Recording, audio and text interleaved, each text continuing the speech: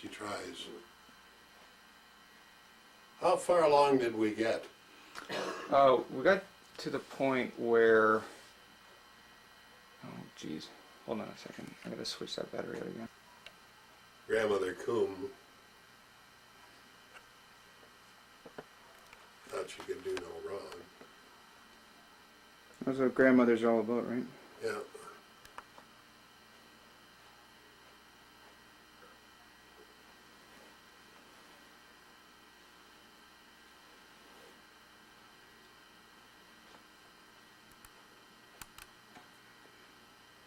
That Leslie's really come out of herself a lot, hasn't she? Yeah, you know, I think since she's become a mother, Yeah. I think she's really got a lot. She speaks with authority, you know, when she talks. Yeah. Just gonna close that. Close that door.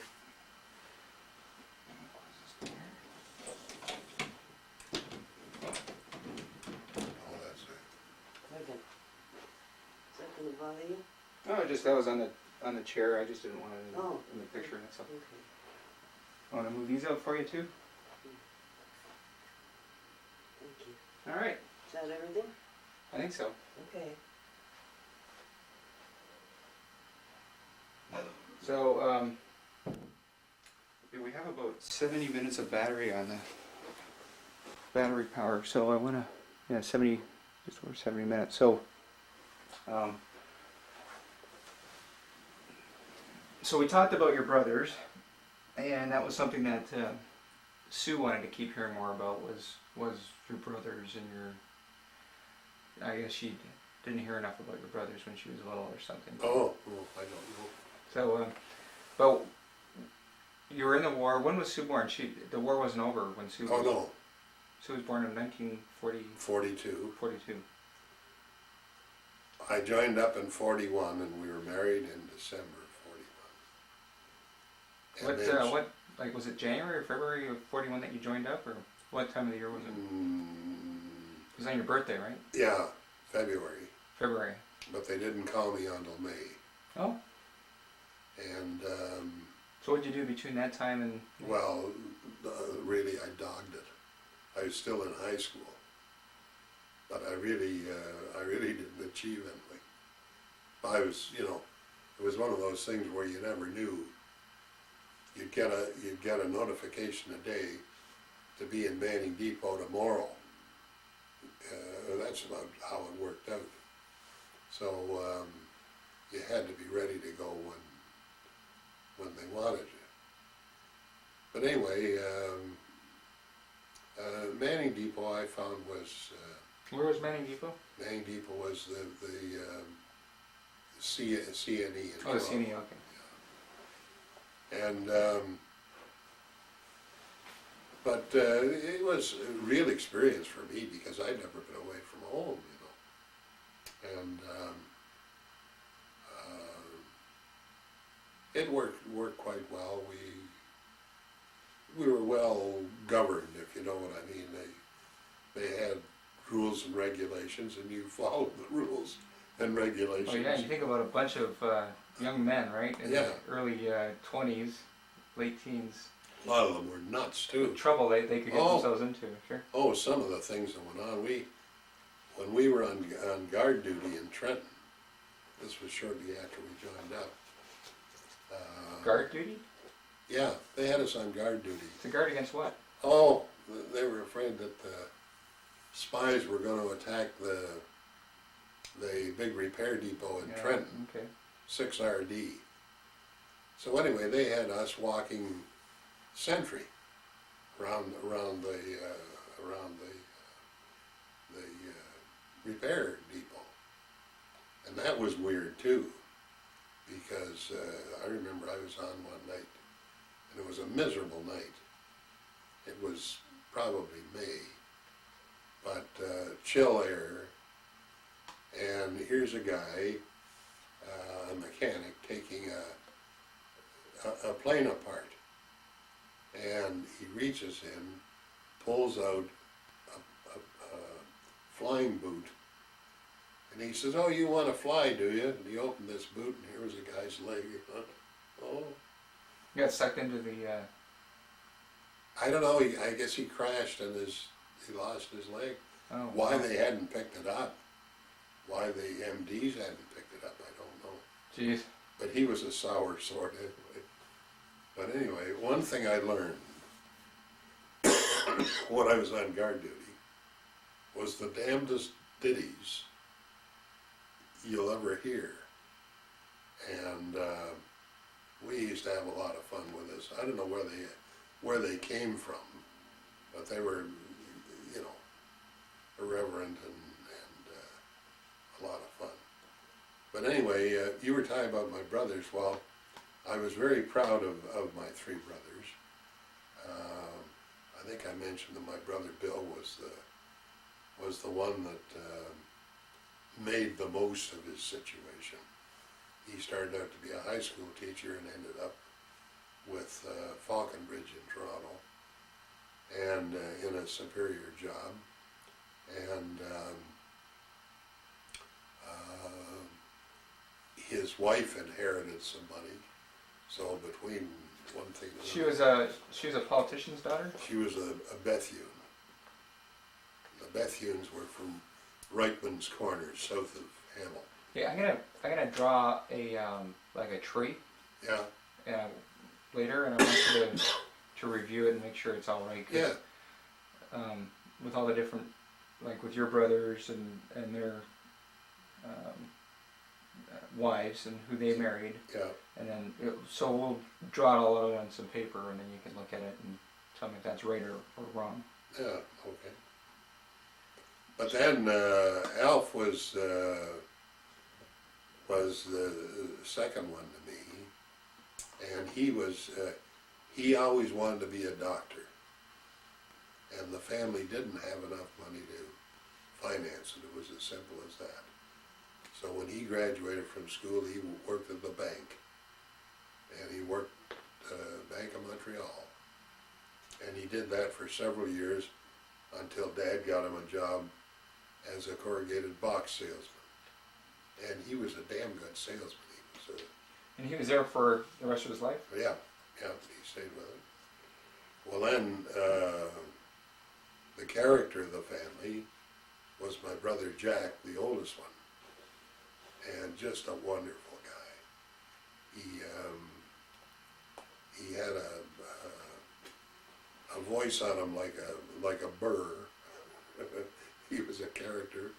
He'd been in construction all his life, and when he gave an order, he meant it. And but he was a good fellow. Alf, what he did was he went back while he was working at the bank. He went back to McMaster as a part-time student? yeah, and he got his BA degree there. He was sharp. I mean, the family all had a little bit of whatever, but anyway, they were great characters. And Jack, he was married when I was a kid, and they came and lived with us during the Depression. And his wife, she was a great person. She didn't know how to boil water when they were married. And Mother, who was a great cook, she insisted on teaching Dot how to cook. And Dot became an excellent cook. But her name was Collins. Her family were from Bronte. And Where's Bronte? Bronte is just this side of Oakville, Okay. between Burlington. I think it's pretty well disappeared now. I never heard of it before. Oh yeah, no, there's the dad had a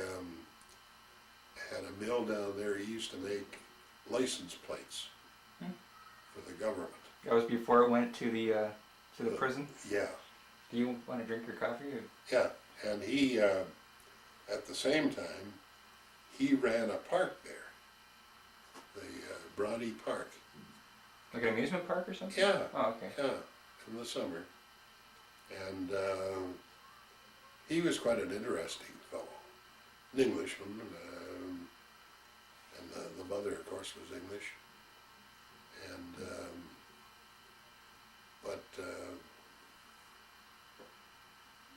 you know, real good people. Okay, so let's go and talk about Sue. She was born in 42. Where was she born?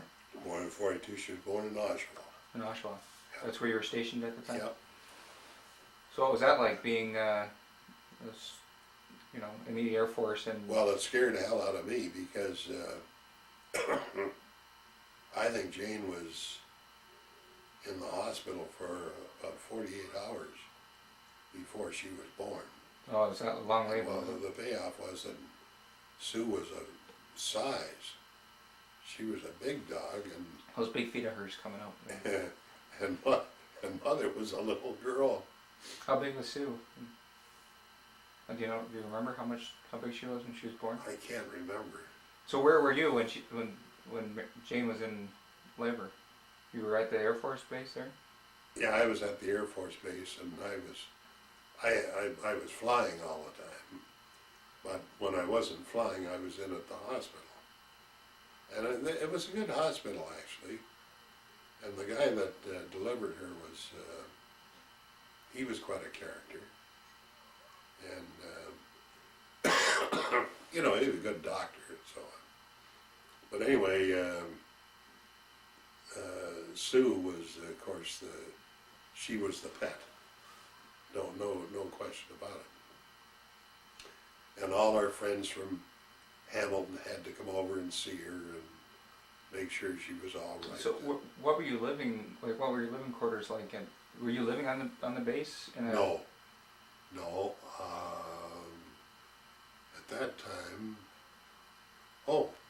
At that time we were living on King Street East in Oshawa, down the other side of the General Motors plant. General Motors was right on King Street, and we were just beyond that. It was a home owned by a jeweler, an awfully nice man, and they only had one child, a son. Beautiful home. And you shared the house with them? Or you rented out? yeah, we rented the upstairs. We had the upstairs. But beautiful furnishings and everything in the place was very attractive. And but anyway, Sue was a character. So she was born. Jane was brought home. You went home to see her, or did you see her in the hospital? I guess you must have seen her in the hospital. Oh, I saw her in the hospital. And they would keep Jane in the hospital for about a week or 5 days afterwards? I think about 5 days. And she needed it because she was a little girl. That's about what it boiled down to. She was too young to have a child, if the truth were known. How old is she then? She was 20? 19. 19, wow. But anyway, and nothing to her. You know, she was a little bit of nothing.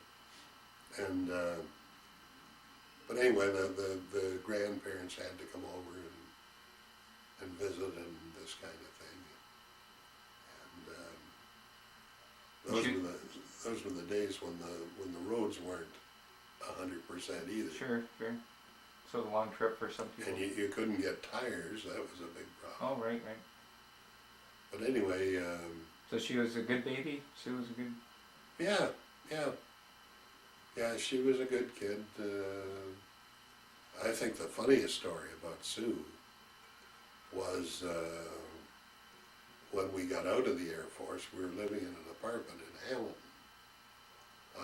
on Markland Street. And we had, the part of the house we had, there was a monstrous big bedroom. And there was a back door that went out down into the backyard. And one afternoon, one of the neighbors called Jane and she said, "Your daughter's in the backyard." Jane said, "No, she's in bed having a sleep." No, she's in the backyard. She's nude. She had no clothes on. Anyway, she was having fun with the kids. Didn't bother her. Running around naked. Yeah. She was what, 3 maybe. But anyway, and Sue was a good student. We bought a little house in the Veterans subdivision in Burlington, and she went to a new school they built, Glenview School, and she led the class the year we left there. Okay, so you stayed in Oshawa for how long? We're in Oshawa from February 1942 until October 1944. Wow. And then, So 2.5 years you're there. yeah, and then, And so you went to Oshawa. You weren't married at the time, or you were? oh yeah, we were married. Oh, you were married by then. Okay, so Yeah. you went to Oshawa. Jane was pregnant when you first arrived at Oshawa, or no? No, So you can see Sue in Oshawa. yeah, Okay, and then you had Sue in Oshawa, and then when you left Oshawa, you went where? In 1940. well, I was moved to Trenton, Into Trenton. yeah. So you'd been to Trenton twice in your tour. You were there Actually 3 times. 3 times. Wow. I was there on guard duty, which was nothing, I didn't achieve anything. And then I went back there for my flying instructor's course This was in 44? in 42, In 42. in January of 42. Oh, okay, and then February of 42 you went to Oshawa, where Oshawa, you did the yeah. training, and then Yeah, 44, October 44, where did you go then? You went to Trenton. Trenton. By that time, Canada had more pilots than they knew what to do with. And I mean, there were all kinds of laddies that were trained as pilots. Mm-hmm. Left in Bournemouth after the war. They never saw a battle. Hmm. Well, maybe if they had held their head out the window, they'd see what. Had more pilots than planes, probably. Yeah, Right? yeah. And then they were smart, but see, Mackenzie King, he insisted that Canada train the pilots. And that was our job in the war effort, was to produce pilots. That was their contribution. Yeah. Yeah. And it worked well. It worked well, you know, I mean, but, Well, they did, the other training was Camp X, right? The spy training was also in Canada. yeah, So that was it. yeah, well, Camp X was down near Oshawa. There's a movie on that, I believe. Oh, really? It's on television. Hmm. Yeah, we were. It looked like an old shack, not far from Lake Ontario, and it was between. I think it was located between Oshawa and Whitby, and all we were told was, "You stay away from that building," because I guess there were things going on there that they Yeah, obviously. didn't want known. And, Okay, so at 44 you went to Trenton, yeah, and then what did you do in Trenton? well, I was on staff there as a pilot. And then in January they came to us and they said, look, the whole plan is folding, January 45. January 45. We'll offer you a commission in the Army, or you can stay on in the Air Force, or if you're going to take additional training, educational training, you can do that. And I had decided I was going to go to McMaster University, so I elected to do that. Now the problem was, between running back to #1 mining depot in Toronto. And I had a very bad sore throat All right. that hung on for months. And oh, I was sick as a dog. I got very little education at all. And as a result, at the end of the 4 months, the end of the period, I said to Jane, well, this is stupid. I'm just wasting my time. I should go and get a job. And at that point, I joined Canada Life. So so Sue was then 2.5 years old, 3 years old. Yep. Yeah, she was born in 46. She was 3 years old. So, so January of 45, you went back to Hamilton. Yep. So you left the Air Force at that time. I was put on leave without pay from the Air Force. And, but they had control of me.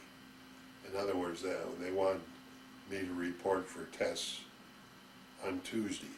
So I'd have to go over to Toronto on Tuesday, have the tests, and I'd come back, and then Thursday they'd say, well, we want you in here on Monday for more tests.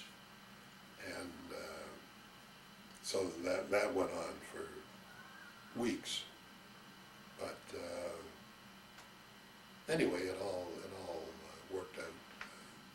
I finally got out of the thing. I was probably foolish because I knew that I had a high instructor's rating as a flying instructor, and it turns out I had one of the highest under the circumstances. And if I had stayed on, become a permanent force type, I probably could have done all right. Now, I wouldn't have made the money that I did, but there were a lot of other advantages of being in the service, But anyway. So how long were you under, when was D-Day? What day was that on? D-Day was June 1944. June of 1944. So by January of 45, it was pretty much, Germany had pretty much, Yeah. Folded. And the German Air Force had just folded. Yeah. They were a mess. So. Well, they were pretty close to having a full operational jet at that time. Yes, they were. They were so close to a few, breakthroughs in technology that it could have changed the war if they had just been able to get those jets working properly. Well, they speak in German right now, right? They had some. They Right at the end, I guess they had a couple. Yeah, they had some jets. A friend of mine, Jack Lumsden from Hamilton, who was a flying Spitz, he said, my God, this plane, he was over France, and he said, this plane went by him like a shot out of a gun. What was that? And when he got back to when he landed, they explained to him that was a jet. He'd never heard of a jet. Yeah. But anyway, but then Sue was a great pal of her grandmother Coome's, and mother wasn't all that well near the end. How old was she when she died? I think she must have been crowding 80. But she hadn't done anything for a long time. And the payoff was that she went over to a Dominion store to do some shopping one day. In the winter, the floor was wet, and she went down, broke her hip. She didn't have a chance. Got pneumonia? I don't think she got pneumonia. I think she ended up with a blood clot. Mm. And So how old was Sue when your mother died? oh dear, I would think 16, 17, 18. Oh, so they knew each other for Oh yes, quite a while. because I had gone over to see Mother in the hospital on the Saturday afternoon, taking Sue with me. And we had a nice visit with Bum. She was very cheerful and everything else. And my God, I get home, and Dad had called that she died. Yeah. And I said, oh my God. So it happened very quickly. Wow. But anyway, she, and then Dad, the unfortunate part of the thing was that Mother was older than my dad. I don't know exactly how many years. I think probably 7 or 8 years. And he lived on, and at age 75, he had a massive stroke, terrible stroke, knocked him flat in the back row. They put him in the Burlington Hospital, and by George, he recovered. He was unconscious for months, 3 or 4 months, and then he came around, and he was in terrible shape, bed sores and heaven only knows what. Anyway,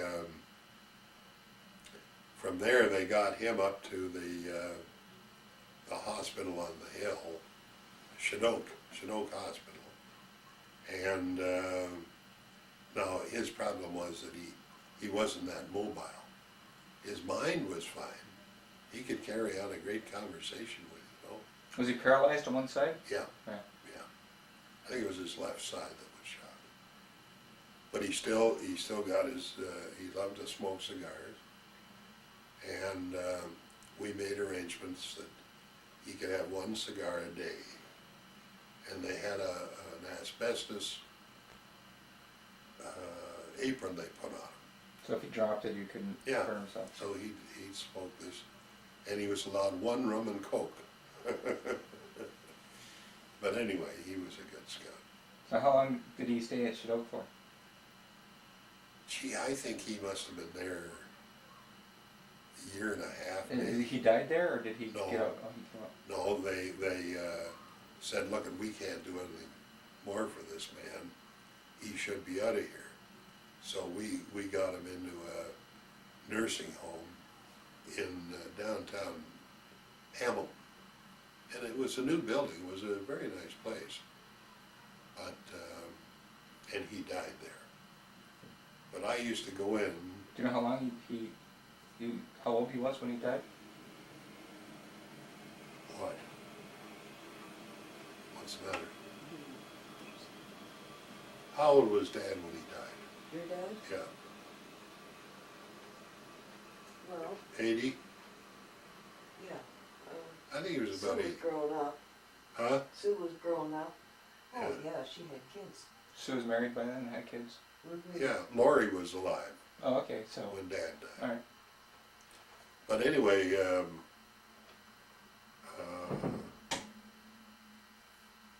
now Okay, so let's go back to your mother. When she died, Sue was 16 or 17? yeah. And but the old man carried on. He was quite an athletic nut. He went to the YMCA until he was 75 years of age. Worked out and whatever. And he was driving the car when he had the stroke. Oh, right, he went through the window of the grocery store? Oh, No, that was somebody else, right? yeah, it was somebody else. But he was at the car at Campbell's Corners, which is I forgot the name of the number 2 highway and Number 6 or something? and play. Oh, I forgot the road.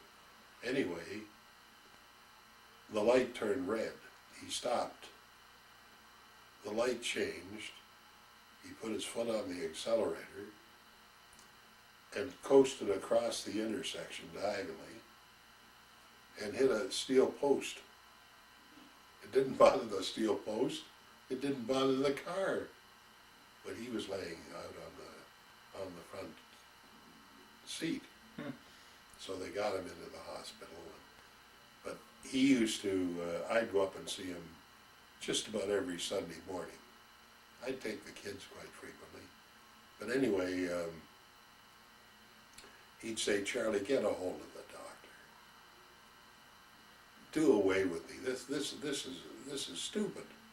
You know, I'm not achieving anything. And I said, oh, Dad, you never know what's going to happen, you know. And I went through this every damn Sunday. But what can you do, you know? Right. So a lot of people say when their first parent dies, it's a real life impacting thing. When your mother died, did it seriously affect you? Did it?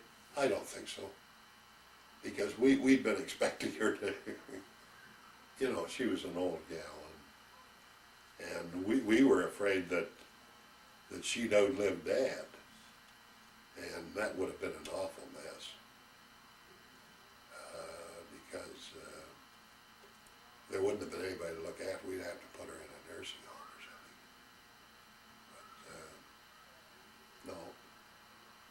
But no. I don't know about that. And your dad, when he died, it was something that was expected as well. Oh, yes. Yeah. In fact, we were all hoping it would happen.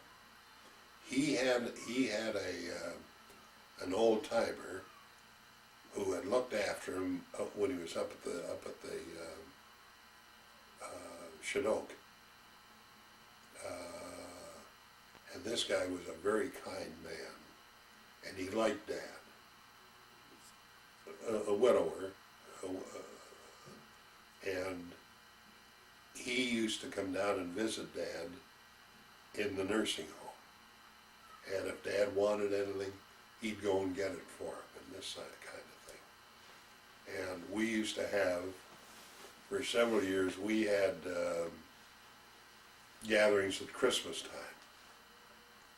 And he'd come along. Dad had a special wheelchair. Dad was a good size, and this was a heavy-duty proposition. And he'd bring Dad and look after him and whatever. And but a very nice fellow. How big was your father? Dad weighed about 225. Now, what he weighed when he died, I don't know. Okay, so he was how tall? 6 foot? 5. 6 foot 5. Oh, 5'10". So where do you get your size from? From your mother? Mom, yeah. See, Mom was almost 6 feet tall. So your mother was taller and much older than your father. Yeah. Yeah. And you ended up marrying a short woman. Yeah. But anyway, okay, so let's go back now. So you went to back to Hamilton, then you got a job with Canada Life. Canada Life, yes. And then how long until Mary was born? 6 years. 6 years. So, and then John was born. John was born when I was with Canada Life. John was born in 1947. 1947. So it's Sue, John, Mary. So Sue and John are 5 years apart? About 4.5, really. They were all about 4.5 years apart. So, whatever. Did they get along as kids? I would say so. Oh, there was the odd argument. There was this, always some battle going on Sure. over nothing. But, no, and... Was John a good kid? John a good baby? Yeah, he, mind you, when he got to be a teenager, he was a bit of a terror, you never knew what he was going to do. Well, we'll save those stories for a little later. I want to get back to when the kids were little. So Sue and Mary, you were living, did you move to St. Catharines at Yeah, I moved to St. Catharines in 1950. 1950. The company moved me over here, and we lived in a little house in beside the golf course, the golf club, on Westchester. Oh yeah. And it was small. Well, then we were in that for about 2 or 3 years. Did you buy it or rent it? I finally bought it. They offered to sell it. And that wasn't a bad deal because they sold them for less than they were worth. How much did you pay? Do you remember? Gee, I think I paid about $7,000. So what was your monthly mortgage payment? Do you remember? Oh, I can't remember. $7,000. Yeah. I can't remember. So 40 or 50 years ago, you buy a house for $7,000. Oh yeah. Yeah. Well, then we turned around. We needed more space badly, and we had a chance to buy a house over here on Woodbine, which is just around the corner. And it cost me $10,500, and it was all right. I never should have sold that because I think I could have made some money on it. Yeah. But anyway, I did what I had and what I did, and then we were in that for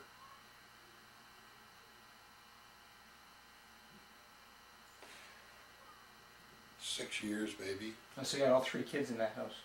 Yeah. Oh, you had all 3 kids in all the houses, I guess, right? And Yeah. Since you moved to St. Catharines, Mary was born right after you moved to St. Catharines. Yeah. Yeah. We moved in November of 1950. She was born in September of 51. So you earned good money at Canada Life? You made a good living? No, No? terrible. It was bad money at first? Oh, terrible. Just about starved to death. So how did you get by? Like if It wasn't easy. so, how long did you keep working on it until something finally happened, or it slowly built up over time? I became more capable in the job. And one of the things that helped me dramatically was what's the name of the promoter? I talked Bob Rattan into taking the course. Oh, Dale Carnegie. Dale Carnegie. And that helped me tremendously. Now you also became a Shriner. No, No, you were a Rotarian. Rotarian. Yeah. Did that help? It didn't hurt. It didn't hurt. I didn't work it for everything that I got, but I had a lot of the Rotarians were clients of mine, and good fellows, you know, nice people to do business with. But Were you also a member of some other club too? well, I started out as a member of the Junior Chamber of Commerce, and then I joined the Ad Sales Club, which, as a matter of fact, I became the president of that. And it was quite a going concern. I imagine they had one in Toronto. They may have several of them in Toronto. But, and then from there I joined Rotary. Rotary. But I didn't think that I should belong to 2 clubs at once. If I was going to belong to a club, I wanted to be able to devote all my time to that Sure. club. Now, when I was with the Junior Chamber, they had wanted outdoor swimming pools in St. Catharines. And I got conned into chairing a committee to build these damn swimming pools. Uh-huh. And that was a battle. They'd been fighting over it for, 30 years. And finally, just plain dogged effort, we were able to horse the thing through. The city came through with a grant, and we ended up with 2 pools, one in Burgoyne Woods and the other one down here at Lancaster Park. And, but I haven't been to them for years. Last time I was there, I was disappointed they didn't look that clean. Yeah.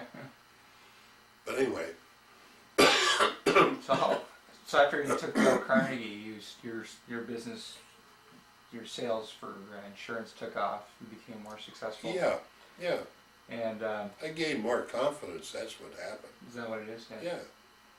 My income went from about between 5,000 and 6,000 a year up to 10,000 in a matter of a year and a half or 2 years. Wow. So I maintained it had a strong bearing on the job I was able to do. And good people. I found the Dale Carnegie people Yeah. very nice Did the company pay for that, or did you pay for that? people. No, I had to pay for Pay it. for it out of your own pocket? Yeah. It's quite the investment to make. Mm-hmm. Quite the investment to make for that. Yeah, Yeah. well, we got a break. It only cost us, they came along with a deal, and it only cost us $250. Now I think it costs about $2,500. Yeah, it's thousands of dollars now. Yeah, So what year was this in? Do you remember? 53, I think. 53. So then your insurance business took off. Yeah, You did well. yeah. It was a good employer. You liked working Oh, there? the company? Yeah. Oh, an excellent company. Yeah, it sounds as though I'm like drivel, but that's not the whole story. If you take the pension benefits that we've got are fantastic. They still pay for all our medical costs. We have to pay the drugstore $6.11 when they fill a prescription for us. I get that bill, send it through the head office, they automatically pay it to me. But a lot of things that are good. My pension, part of it is on a cost of living basis. Oh, so it's adjusted according to. So it goes up a little bit from time to time. Well, that all helps, you know. Oh yeah. And not that it goes up by the amount of the increase in costs, but I've been very fortunate. I've ended up in a lot better shape than I thought I would. So that was just your advice is just invest over a period of time, long period of time, and let it accumulate. Oh yeah. And don't worry about it. A lot of people say, oh well, hell, you're going to pay more income tax on it when you retire. Well, so what? At least you got the damn money there. Yeah. I mean, it's foolish to worry about paying income tax when you got a lot of money coming in. I mean, my income tax is still a hell of a chunk. It doesn't bother me. We just live accordingly.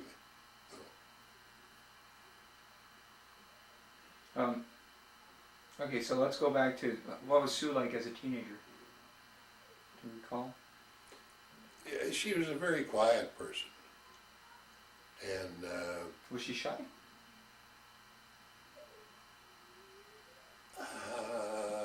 Would you consider her? not really shy, not around the family.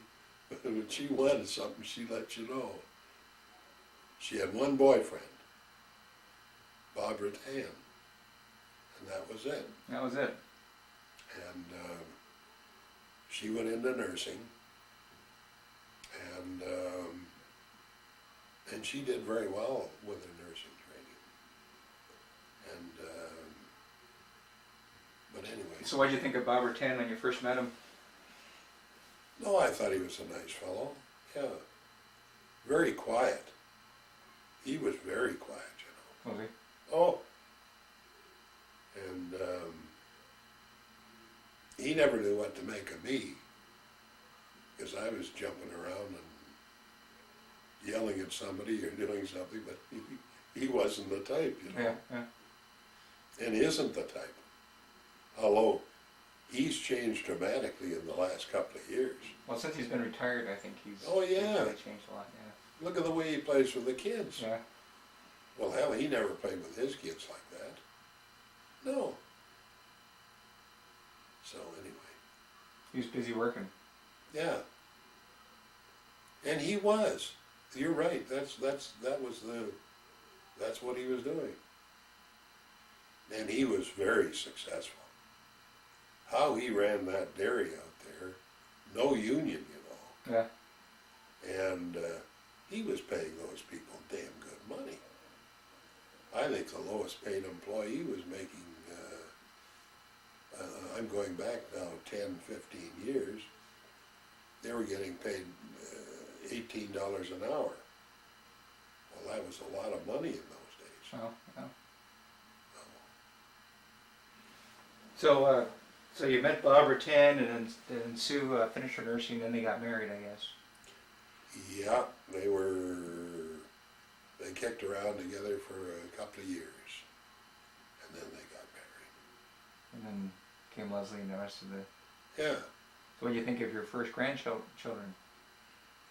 Oh, well, we thought they were great. Yeah. Now, Sue had a very large wedding. did she? Yeah. At the time, it was a very large wedding. God only knows what it cost. Bob was able to get the dining room out at Prudham's. Oh, yeah. And, They paid for the wedding themselves, or was it some... oh, no. It came out of your pocket? Guess who? And we got a break on the cost of the food and so on. The bar bill was pretty heavy. Well, that was because you drank so much that night. Yeah, they blamed me. But a few friends of mine, for God's sake, they'd order 6 drinks, you know. They were trying to needle me, you know. But they drank them, characters.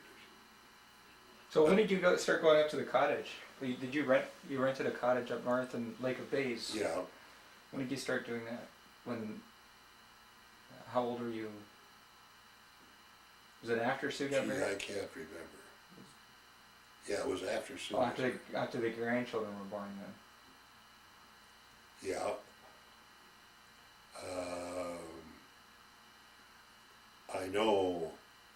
I remember Lori being a little one, and I don't know whether Kristen was alive when we first went up there. I guess she was. Well, there's pictures of Kristen up at the cottage, so Yeah.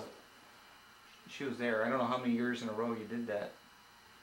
I can't remember that. The gal that owned the place is a girl by the name of Briar Smith. Her husband was the editor of the newspaper here, and an awfully nice man. We were pals for years. And he didn't want to go up there for a whole summer. He said, I'll go up for a month, but beyond that. So we said, well, will you rent it? Oh yeah, so they rented it too. And it worked out very well. It was gargantuan. The big cottage, yeah.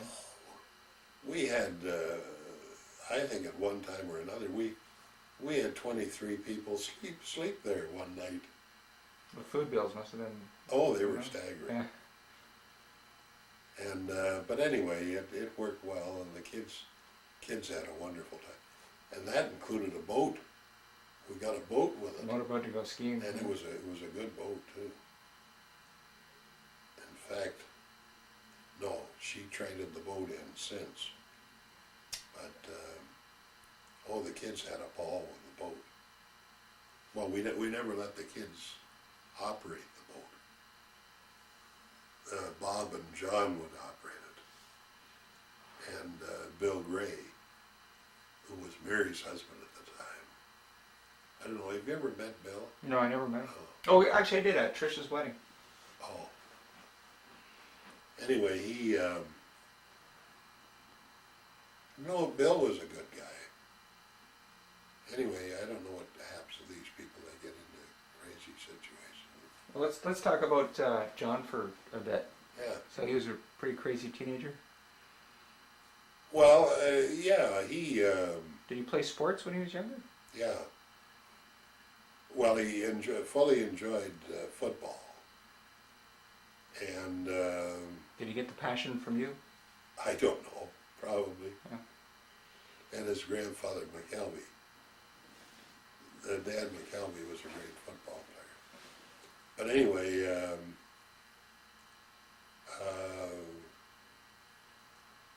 we were living in Sunnyside at this point, and he had several friends that he picked up over there. Good fellows, you know, but a little wacky. I think a lot of them got into the drug scene and This was in the 60s? yeah, Yeah. they had money. That was the thing. Now, one of them is a very close friend of Sue and Bob's now. He goes down to Florida with them. Oh, he's a lawyer? No, he has his own business though. Phil Rotz? Rotz. An awfully nice guy. Yeah. But there was Rotz, and there was a fellow named John Harris, and another fellow by the name of, oh, it's a Mennonite name, I can't remember. But the four of them used to kick around together. But John was funny. You know, he never broke the rules. He wanted a gun. He wanted to be able to shoot in the basement. So what I did was I bought him I don't know what you call it, a pellet gun. A pellet gun or a BB gun, yeah. It had darts. It shot darts rather than balls. Mm. And but you know, he never touched that gun unless I was there. And his pals would try to talk him into, oh, let's have some practice. John said, no, not until Dad's here. So he was good in that regard. Now mind you, he was hell on wheels with women. Holy crepe. Every time he had a new girlfriend, we had to meet her. Yeah. And some of these girls were gorgeous. Yeah, Holy yeah. Right. And, Was it hard to keep their names straight? oh, terrible. Yeah. Terrible. But nice people, you know,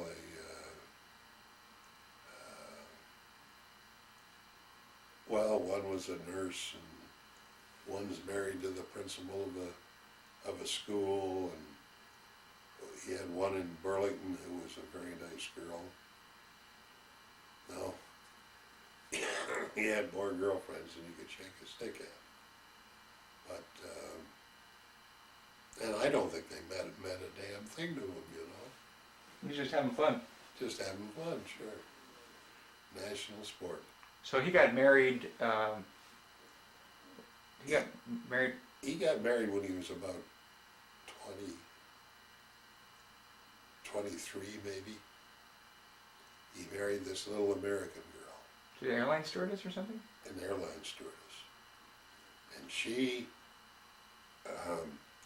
operated out of Boston, believe it or not. And she had an old Volkswagen car. She'd drive from here to Buffalo, and she could get a free flight from Buffalo through to Boston, and then she went to work. And she'd work for 3 or 4 days, and then she'd come back. And when she was back, she wanted 100% of his time. Sure. what was John doing for He a was in living? the real estate He was in business. real estate. And he did all right. He made a few bucks in the real estate business. He had done a little bit of everything before that. He sold potato chips. He sold printing. He worked for the radio station. Oh, he had a number of jobs. And the payoff was that he was successful at all these jobs. Why are you leaving? Oh, I can't put up with that nonsense. He was bored, you know. Well, then he got into the real estate business, and that appealed to him. And he got in with a very good guy. His partner was an excellent type. But So he got married, and then things didn't work out with that. they just didn't work out, no. And they were scrapping all the time. He bought a house not far from here, down off Line Street. Got tired, and it was a very nice home. And then he went out in the country and bought a beautiful home out there.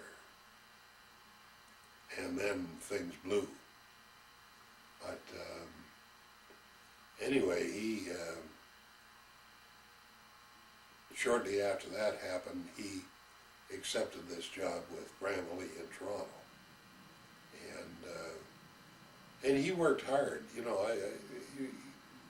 He didn't goof around. He made the job a job. You're out of time. No, I'm just checking the battery time. How much battery time we got left here? Okay. So, looking back at your three kids, Yeah. you know, did you spend a lot of time with them? Were you able to, or were you working a lot? Well, I spent what time I could. Let's put it that way. And What did you do in your spare time? I mean, you know, with Bob, he's a golfer. yeah, You know, what did you do did you have any hobbies or pastimes aside from working? well, I curled in the winter, and we had a swimming pool, and I spent a lot of time around that swimming pool to make sure it was 100% and so on. And the kids loved that. The kids thoroughly enjoyed swimming. And but that was it. And then I used to take the kids on minor trips. We'd go down to Crystal Beach, for instance, Yeah. and the kids would have a ball down there. Ride the Comet roller coaster. Yeah. And but we did small things. We didn't do the things we should have. You know, I talked to some of my friends, and some of the things they did with their kids, I find absolutely amazing. They'd go out and drive out in the country and go for a walk in the bush. They know the countryside better than anybody. But anyway, no, and then Mary came along, and she was a problem from the day she was born. She, I don't know what it was, but she just bawled. Just crying all the time. Yeah. And then she finally got over that. And, but anyway, she was and the payoff is that I think her mother is as close to her as she is any of the three kids. And she's the baby, right? Yeah. And you think about all the attention the youngest one gets. You know, you look at Kristen Yeah. with her parents, Yeah. and how close she is with them versus Leslie. You know, Leslie moved out of the house at the age of 18. You know, and went up to university Yeah. at 19. You know, and it just there's obviously, you know, Kristen stayed home a lot longer than that. So Yeah. I think with Bob and Sue, I think they spent a lot more time with Kristen. You know, golfing and Yeah. doing things that they they didn't do before. So we're just at the end